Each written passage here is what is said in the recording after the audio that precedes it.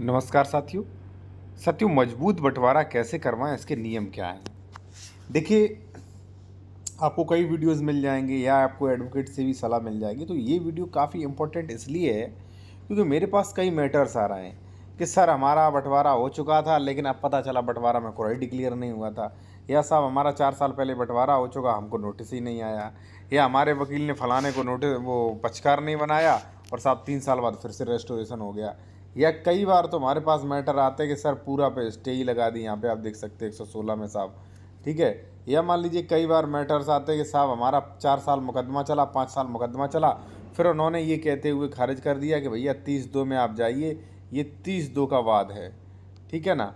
तो ऐसी तमाम वहाँ पे टर्म एंड कंडीशन तमाम लोग जो है, देखिए आप जाते तो एडवोकेट के पास हो, अब आप तो सारी चीज़ें समझते नहीं हो, एडवोकेट जो है वो गलत उसमें कर देते हैं, थोड़ा सा दिमाग नहीं लगाते, आपका पैसा समय दोनों बर्बाद होता है। तो इसलिए आप समझें कि मजबूत बंटवारा कैसे करवाएं, आपका बंटवारा किस सेक्शन में जाएगा, किस न्यायालय में जाएगा, किस किस को पक्षकार बनाएं, क्या क्या सावधानी रखें, वो सभी चीज़ें आप जान सकते हैं। ठीक है। और देखिए, अगर आप विशेषज्ञ द्वारा कंसल्टेशन करना चाहते हैं जो भी व्यक्ति, तो हमारा व्हाट्सएप नंबर जो है वीडियो के डिस्क्रिप्शन में मेंशन किया गया है, वहीं पे आपको फीस भी बता दी जाएगी। ठीक है। तो जो भी विशेषज्ञ द्वारा कंसल्टेशन करना चाह रहे हैं, अपना डॉक्यूमेंट वेरीफाई कराना चाह रहे हैं, ठीक है, तो कॉन्टैक्ट नंबर हमारा वीडियो के डिस्क्रिप्शन में व्हाट्सएप नंबर मेंशन किया गया है। ठीक है साथियों। देखिए, अब देखते हैं 12वां पॉइंट। ठीक है। जिन लोगों ने हमारा ई बुक लिया है वो 12वां पॉइंट देखें, जमीन बंटवारा हेतु ड्राफ्टिंग नियम। ठीक है। अगर आपने नहीं लिया है तो आप स्क्रीनशॉट ले लीजिए।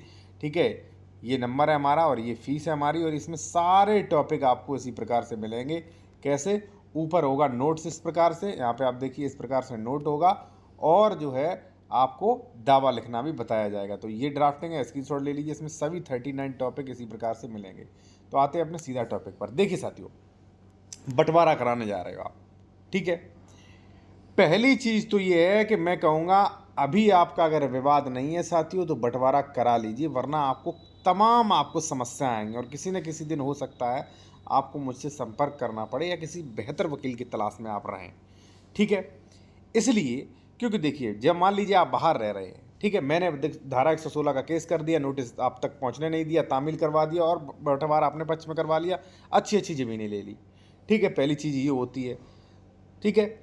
दूसरी बात साथियों, कई बार आप लोग केस तो कर देते हो, वकील आपके धारा 116 में चला देते हैं, लेकिन 117 नहीं करते। साथियों ध्यान रहे, बंटवारा तभी पूरा माना जाएगा जब उसका पूरा डिक्लेयर भी हो जाएगा, तभी आपका फिजिकल बंटवारा होता है धारा 117 नियम 109 के अकॉर्डिंग। ठीक है।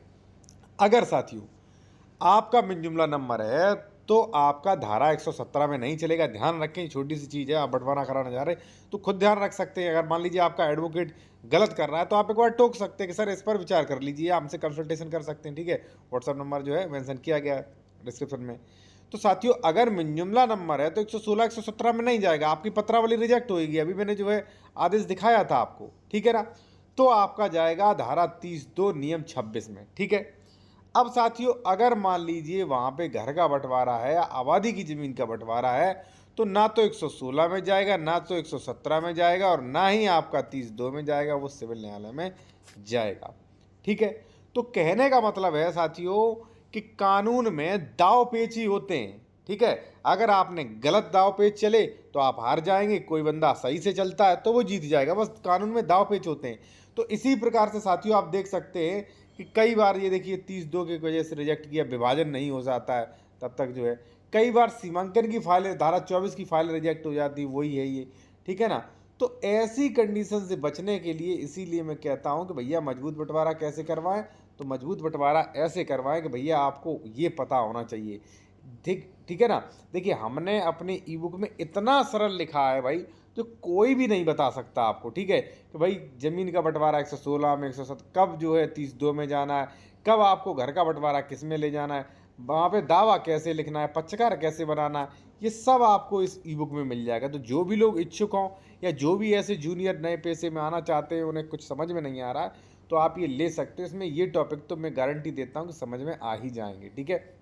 क्योंकि मैंने पहले नोट्स बहुत आसान भाषा में दिया है, फिर मैंने आपको यहाँ पे दिया है कि आप दावा कैसे बनाएं। ठीक है साथियों। तो क्या ध्यान रखें कि बंटवारा से पहले या सीमांकन से पहले या रजिस्ट्री से पहले कोई भी कानूनी कार्य करने से पहले उस पर विचार करें। देखिए साथियों, हमने आपकी ज़मीन पर कब्जा कर लिया तो कई सेक्शन होते हैं, धारा 164 भी होता है कुर्की करवा दो, ठीक है, धारा 134 भी होता है बेदखली करवा दो, धारा 24 भी होता है अगर सीमा संबंधी विवाद है उससे हटवा दो, ठीक है ना। अगर सह खातेदारक हूँ तो धारा 116 117 भी करना पड़ेगा। तो कहने का मतलब ये है, विचार करके और इन सभी चीज़ों को जानने के बाद ही आप कोई कार्रवाई करें तो वो बहुत ही बेहतर रहती है, ठीक है ना। मैं इसलिए बता रहा हूँ साथियों, कई लोग जो है, मैं सोचता हूँ कि भाई जहाँ तक हो लोगों का भला हो, ठीक है। और फिर भी आप कंसल्टेशन करना चाह रहे हैं तो ये नंबर है, व्हाट्सएप मैसेज करें। जब आप व्हाट्सएप मैसेज करोगे तो फीस बता दी जाएगी, ठीक है ना।